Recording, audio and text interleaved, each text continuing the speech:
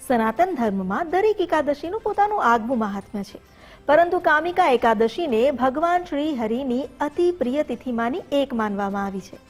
આ એકાદશીનું વ્રત કેમ વિશેષ છે, તેની પાછળની પૌરાણિક કથા શું છે, આ દિવસે કયા નિયમોનું પાલન કરવું જોઈએ, આવો જાણીએ એસ્ટ્રોલોજર મોનાલી સોની પાસેથી.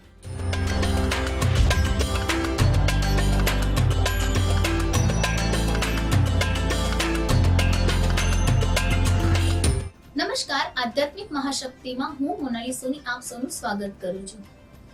આજે છે વિશેષ રીતે કામિકા એકાદશીનો દિવસ.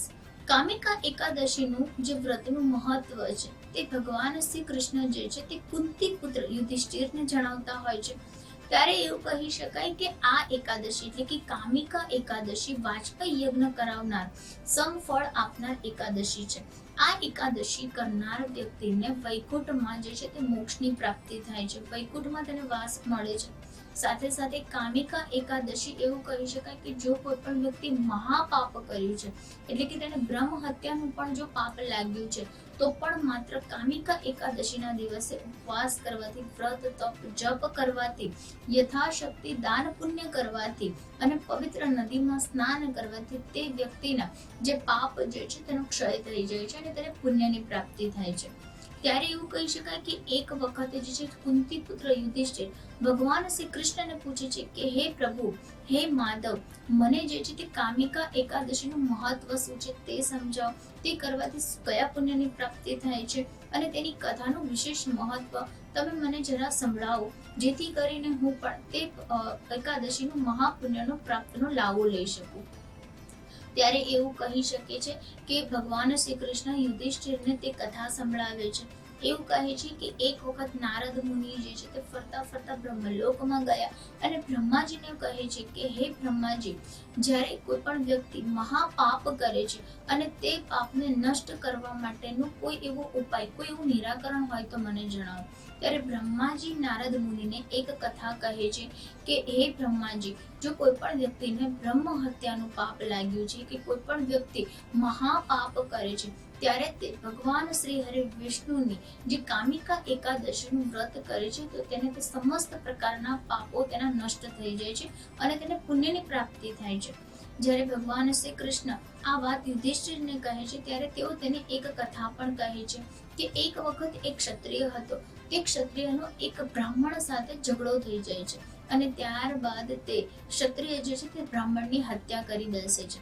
જ્યારે ઝઘડો, તેનો ગુસ્સો તેના મન ઉપરથી શાંત થયો ત્યારે અચાનક જ તેને તે વાતનો ખ્યાલ આવે છે કે તેનાથી ખૂબ જ મોટું પાપ થઈ ગયું છે, તેના પર બ્રહ્મ હત્યાનું પાપ લાગી ગયું છે અને તે ખૂબ જ વ્યાકુળ થઈ જાય છે, ખૂબ જ ચિંતામાં થઈ જાય છે અને વર્ષો સુધી ભટકતો રહે છે કે ગમે તેમ કરીને તેને આ બ્રહ્મ હત્યાનું પાપ કેવી રીતે તે દૂર કરી શકે, તેનો નાશ કેવી રીતે કરી શકે અને પુણ્યની પ્રાપ્તિ કરી શકે.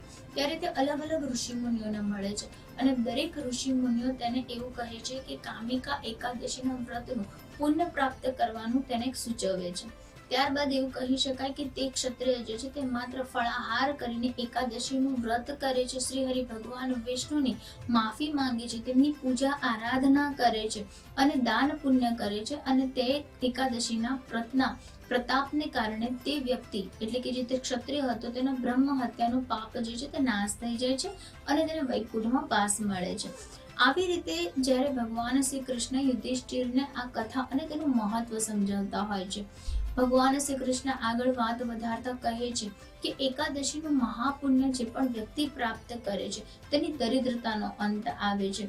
ભવભવનું જે બંધન છે, ભવભવના જે જન્મ તેને લેવા પડે છે અને જન્મ મરણ સ્થિતિના આ બંધનોમાં તેની આત્મા જે છે તે ભટક્યા કરે છે. તે તમામ પ્રકારના સમસ્ત દુઃખોને નાશ કરવા વાળી જો કોઈ પવિત્ર ફળ આપનારી એકાદશી છે તો તેને છે કામિકા એકાદશી તરીકે ઓળખવામાં આવે છે. જે પણ વ્યક્તિ કામિકા એકાદશીનું વ્રત કરે છે તેની 7 પેઢીઓના દુઃખ ભગવાન શ્રી હરિ વિષ્ણુ હરી લે છે અને તેને પુણ્યની પ્રાપ્તિ કરાવે છે. વિશેષ રીતે તમે જ્યારે એકાદશીનું વ્રત કરો છો ત્યારે તમારે સવારે સ્નાન આદિ ક્રિયા પતાવીને સૂર્યોદયની સાથે સૂર્યદેવના નમસ્કાર કરીને તમારે તમારા મંદિરની સાફ સફાઈ કરી દેવી જોઈએ. ત્યારબાદ તમારે ગંગા જળથી જે છે તે ભગવાન શ્રી હરિ વિષ્ણુની મૂર્તિ જે છે તેને સાફ કરીને તેને સ્નાન કરાવીને તમારે એક પીળા સ્વચ્છ કપડા ઉપર, એક રેશમી કપડા ઉપર ભગવાન શ્રી હરિ વિષ્ણુની મૂર્તિ જે છે તેને સ્થાપિત કરી દેવી જોઈએ. ત્યારબાદ એવું કહી શકાય કે તુલસીની માળાથી ભગવાન શ્રી હરિ વિષ્ણુ જે છે તેમના મંત્રોના જાપ કરવા જોઈએ. વિશેષ રીતે તમે ઓમ નમો ભગવતે વાસુદેવાય નમઃ આ મંત્રનો તમે જાપ કરો. ભગવાન શ્રી હરિ વિષ્ણુની કેળાની અને સાકરની પ્રસાદી અર્પણ કરો અને એક હલ્દીની ગાંઠ ભગવાનને જે અતિ પ્રિય છે તે અર્પણ કરો. ભગવાનને પુષ્પ અર્પણ કરો, ભગવાનની આરતી કરો અને ત્યારબાદ ભગવાનના આશીર્વાદ પ્રાપ્ત કરી આખો દિવસ તમારે ઉપવાસ રાખવો જોઈએ. અને બીજા દિવસે એટલે કે બીજા દિવસે જ્યારે સૂર્યોદય થાય છે ત્યારે તમારે તે એકાદશીના વ્રતના પારણા કરવા જોઈએ. ત્યારે તમારે યથાશક્તિ રીતે એવું કહી શકાય કે બ્રહ્મ પૂજન કરાવવું જોઈએ. બ્રાહ્મણોને તમારે અનાજ કે પછી વસ્ત્રો, ફળાહારની ભેટ આપવી જોઈએ અને તેમના આશીર્વાદ પ્રાપ્ત કરવા જોઈએ. ખાસ કરીને એવું કહી શકાય કે એકાદશીના દિવસે તમે તમારા ઘરે તુલસીનો ક્યારો લગાવો છો તો તે તમારા ઘરે લક્ષ્મીજી અને વિષ્ણુજીનો વાસ કરાવનારો માનવામાં આવે છે. એકાદશીના દિવસે અને ખાસ કરીને અષાઢ મહિનાના કૃષ્ણ પક્ષમાં આવતી કામિકા એકાદશીના દિવસે તમે તમારા ઘરમાં તુલસીનો ક્યારો, તુલસીનો પૌધો લાવીને તેની માવજત કરો છો, તેને વાવો છો અને નિયમિત તુલસી માતા સમક્ષ ઘીનો દીવો પ્રજ્વલિત કરી ઓમ નમો ભગવતે વાસુદેવાય નમઃ આ મંત્રનો જાપ કરી તુલસી માતાની પૂજા કરો છો તો સવિશેષ રીતે તમારા ઘરના દરેક સંકટો, તમારા જીવનની મુસીબતોને શ્રી હરિ વિષ્ણુ હરી લે છે અને તમને આ જીવનના સમસ્ત પાપોમાંથી તમને બહાર લાવે છે. તમારા પાપો, તમારા કષ્ટો જે છે તેનો નાશ કરે છે, તમારી દરિદ્રતાનો અંત લાવે છે અને તમને વૈકુંઠમાં વાસ કરાવે છે. તો તેટલા માટે કામિકા એકાદશીનું મહાપુણ્ય જે છે તે વ્રત તપ જપ કરવાથી વિશેષ મહત્વ તેનું વધી જાય છે તેવું શાસ્ત્રોમાં પણ સૂચવવામાં આવ્યું છે. વિશેષ રીતે એકાદશીના દિવસે તમારે ગૌ માતાની સેવા કરવી જોઈએ. ગૌશાળામાં યથાશક્તિ દાન કરવું જોઈએ. કારણ કે આપણે સૌ કોઈ જાણીએ છીએ કે આપણા હરિ વિષ્ણુ ભગવાન શ્રી કૃષ્ણ સ્વરૂપને જે ગૌ માતા અતિ વહાલી હતી અને તેઓ પોતે ગાયોને ચરાવવા જતા હતા.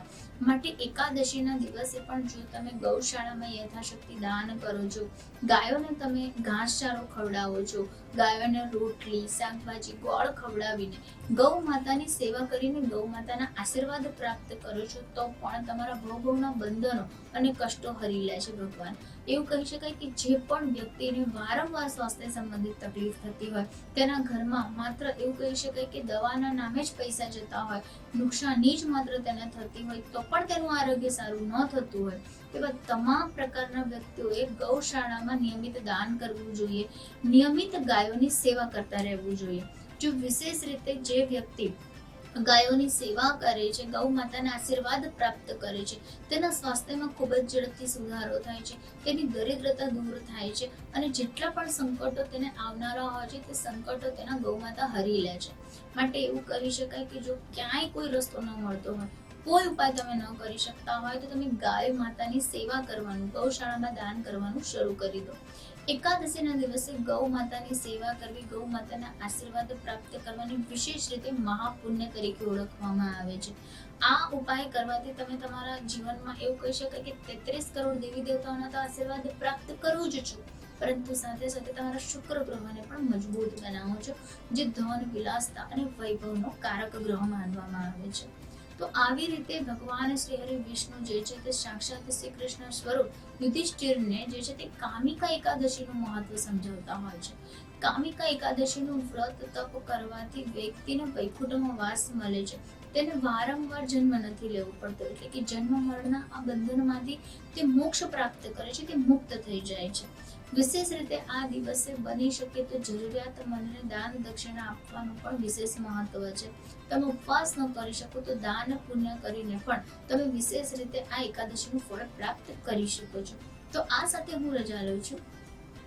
નમસ્કાર.